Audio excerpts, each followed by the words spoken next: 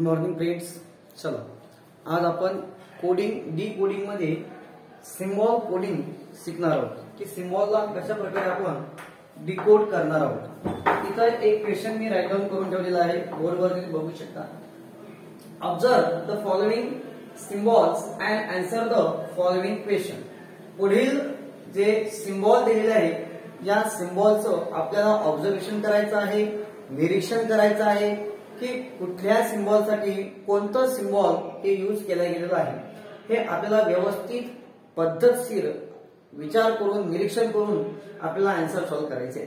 Okay, तर पहिली तर बघा, ट्रँगल आणि स्क्वेअर. ट्रँगल आणि स्क्वेअर यांच्यासाठी इज इक्वल टू आपल्याला काय दिलं आहे, सर्कल. म्हणजे ट्रँगल आणि स्क्वेअर यांच्यासाठी सर्कल, ट्रँगल आणि स्वस्तिक यांच्यासाठी स्क्वेअर.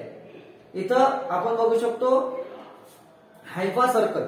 हायफा सर्कल म्हणजे सर्कल आणि त्याच्या आतमध्ये मल्टिप्लिकेशन साइन असेल तर त्याला हायफा सर्कल असं म्हणतो आपण. ते हायफा सर्कल आहे आणि ट्रँगल आहे.